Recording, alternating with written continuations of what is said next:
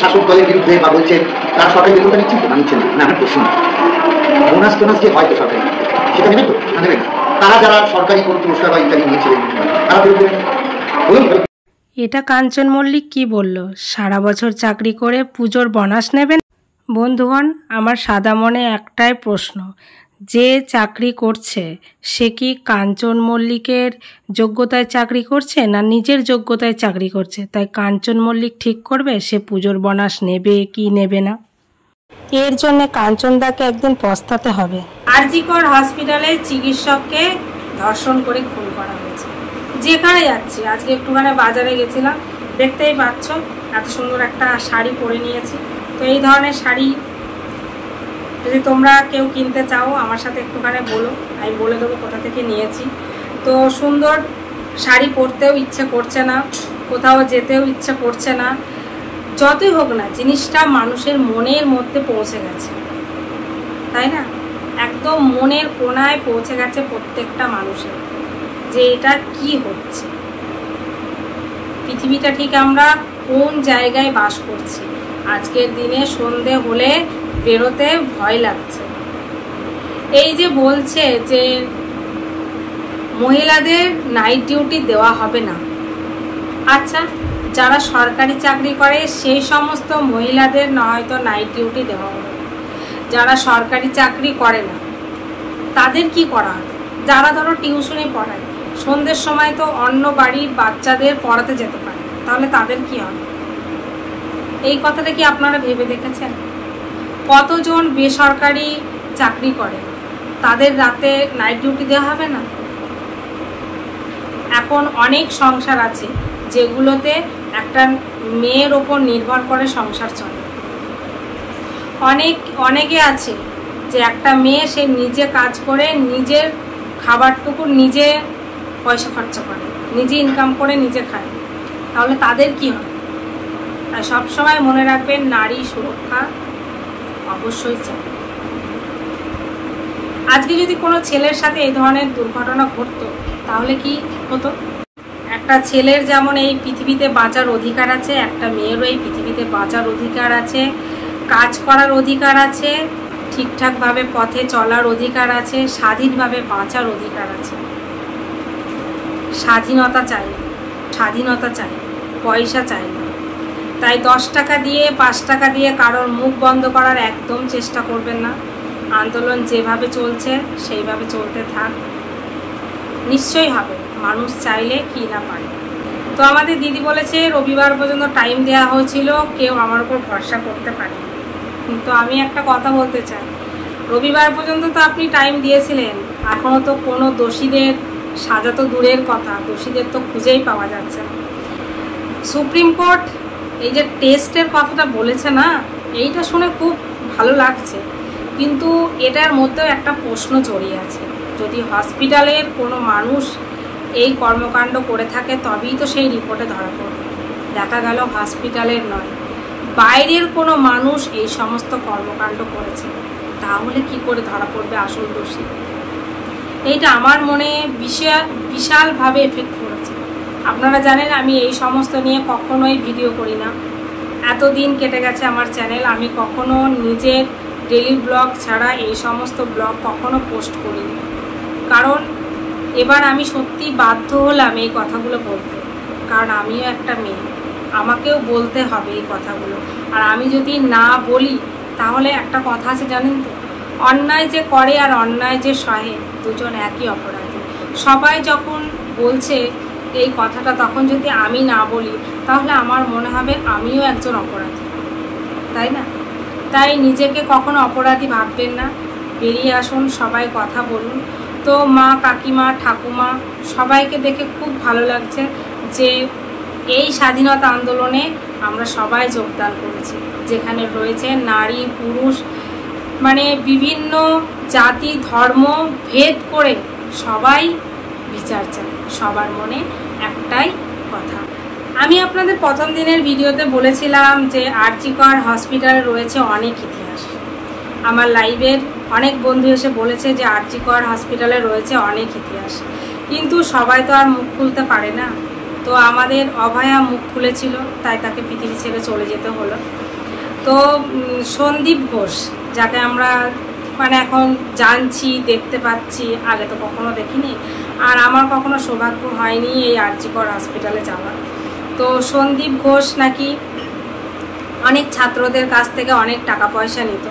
তো এতটা কষ্ট করে ডক্টর হয়ে যদি টাকা পয়সা খরচা কি করে করবে?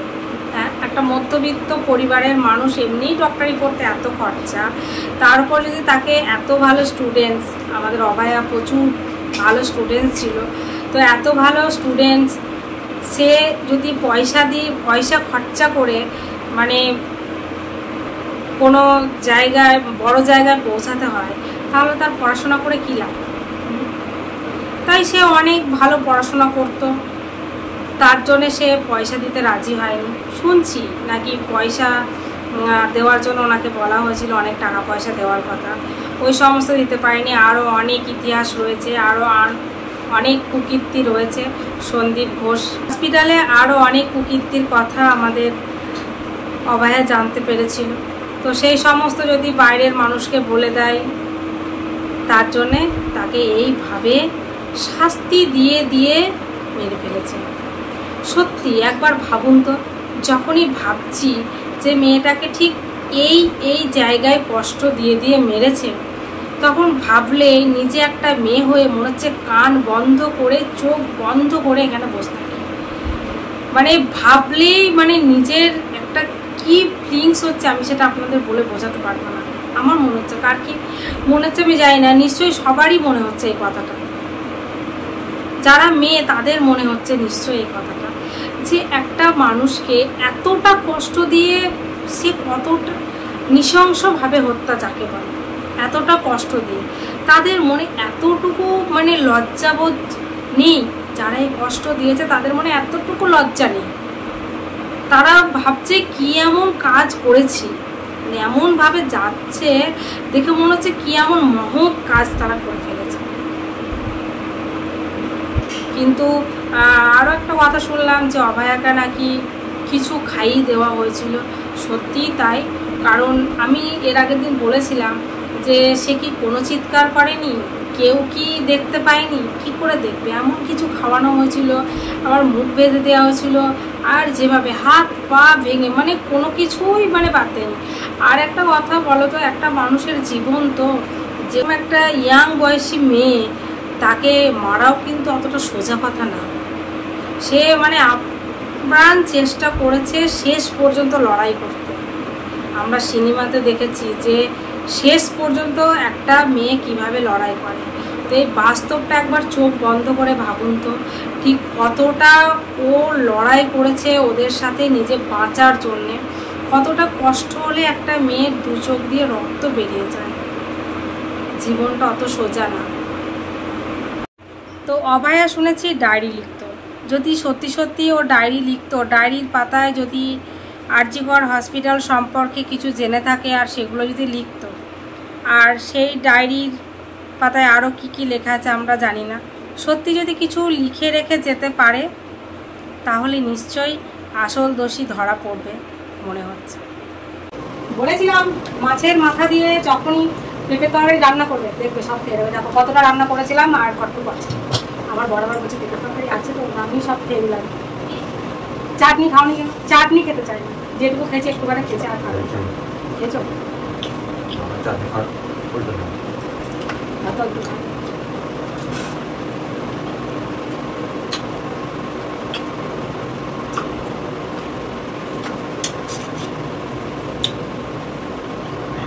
Good evening. এখন হলো কি সন্ধ্যাবেলা না বিকেলবেলা?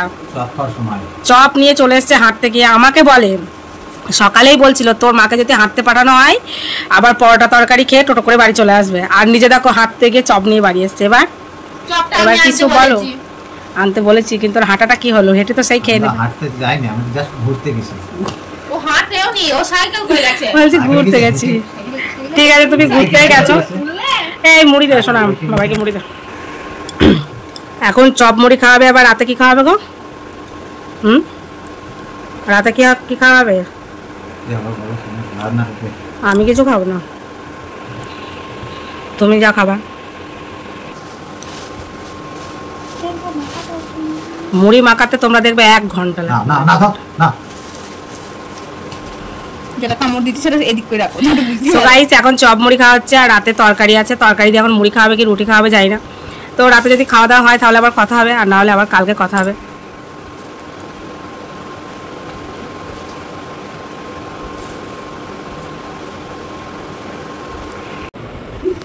জানি না বন্ধ করে দিই। ব্লগ হচ্ছে না লাইভ হচ্ছে, ব্লগ ভিডিও লাইভে জমা করবা? তোমার তো লাইভ করার কথা। লাইভ করবো তো, এটা জল দিয়ে দেবো তবে লাইভ করবো। তাহলে মাংস রান্না কি দেখাবো? বন্ধ করো। হ্যাঁ ওইভাবেই দেখাবো।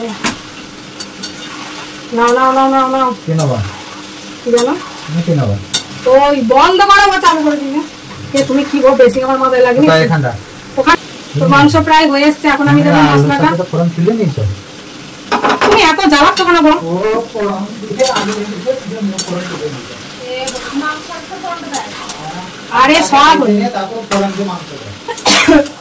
তোমার ফোড়ন ফোড়নের সেটা মাংস কি খায়, আলু কি তেল গাল। মাংসটা এখন কষানো হচ্ছে, কষানোর পর জল দিয়ে দেবো। জল দিয়ে ফুটবে মানেই মাংস রেডি হবে। মাংসটা অনেকটা কষানো হয়ে গেছে, এবারে আলুগুলো দিয়ে দেবো, যাতে আলু আর মাংস একসাথে কষানো চলে। নাহলে অনেক সময় কী বলতো, মাংস সেদ্ধ হয়, আলু সেদ্ধ হয়, আলু সেদ্ধ হয়, মাংস সেদ্ধ হয়। তবে যতই হোক মাটনে কী বলতো, আলু আগে সেদ্ধ হবে না, মাটন আগে সেদ্ধ হবে, বুঝেছো? আলু এমনই, আর এত বড় বড় করে যেহেতু আলু কাটা রয়েছে।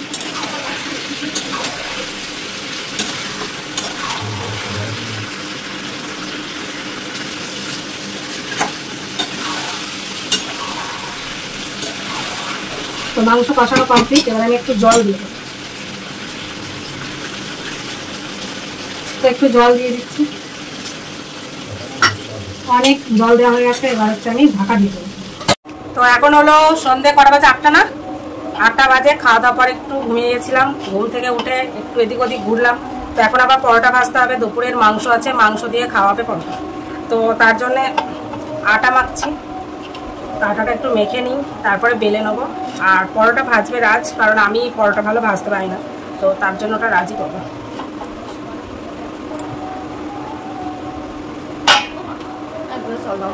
দিচ্ছি আমি, এটা ইয়ে করে নিই, তারপরে দিচ্ছি। 2 মিনিট দাও।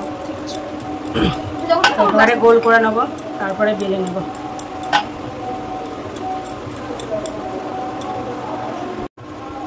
তো দেখতে পাচ্ছ পরোটার জন্য আমি সব লেচি বানিয়ে নিয়েছি, তোমরা কি বলো জানি না, বাট আমি লেচিই বলি। তো এবার সব একটা একটা করে বেলে নেবো, তারপরে করবো। আস্তে আস্তে করবো, আজকে সময়ে করতে শুরু করেছি, লেট একেবারেই হবে না, আস্তে আস্তে করে নিতে হবে। আটাটা খুব সুন্দর রান্নাঘরটা, হ্যাঁ চলুন।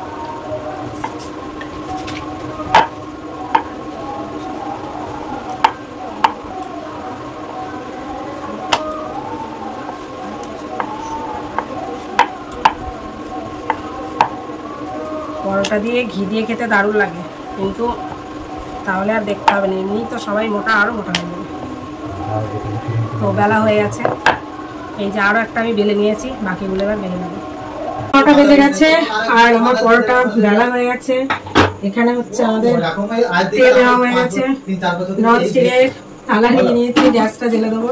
এবার পরোটাটা ভাজবো নিশ্চিন্তে, পরোটাটা করে তরকারি আছে, পরোটা তরকারি খাওয়া হবে। তারপরে আবার দেখলাম মাংস দিয়ে খাওয়া হবে, তার জন্য আর মুছলাম না, তো গ্যাস জ্বেলে দিয়েছি। আমার বর পরোটা ভাজবে, এদিকে আসার নামে কথা নেই, বাড়ির জমি জায়গা রেস্ট্রি নিয়ে একদম ফোন করে একদম মাথা খারাপ করে ফেলবো। 10 কাঠা জমি রেস্ট্রি খাওয়া হবে, সারাক্ষণ শুধু ফোন আর ফোন। চলে এসছো? আমার হাজবেন্ড কত সুন্দর পরোটা ভাজে, খুব দারুণ দারুণ। ওর মতো পরোটা আমি হাজার চেষ্টা করলেও করতে পারবো না। বলার জন্য নাকি আমি আছি, আমি বলছি পরোটাটা যে ভাজছো তাহলে একটু বলো, বলছে বলার জন্য তো তুমি উল্টে দাও।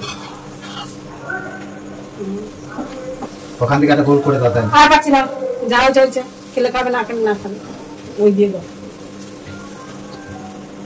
সো পরোটা ভাজা হয়ে গেছে, দেখে দাও একটু বন্ধুদের। এই দেখো দেখেছো, দারুণ পরোটা, একদম দোকানের মতো। ফোনে লাইট কম না ঘরে লাইট কম? মাংস একেবারে শেষের দিকে। না না মাংস খাবো না, তুমি খেয়ে না, ভালো লাগছে না আমার। দুপুরে ভালো করে খেতে ইচ্ছা করে, তারপর আর ইচ্ছা করে না। তো আজকে আমাদের রাতের ডিনার হচ্ছে পরোটা, মাংসর তরকারি, মাটন, আর হচ্ছে জিলিপি নিয়ে এসছে ও। তো এটাই খাওয়া দাওয়া চলছে। বাজে 11টা, আর এখানে আমার রান্নাঘর মুছে পরিষ্কার করে রেখেছি, যেহেতু কালকে আবার রান্নার জন্য তৈরি হতে পারবো, মানে এসেই যাতে রান্না করতে পারি। আর এখানে ইয়ে নিয়ে আসা হয়েছে, গোলাপ জামুন।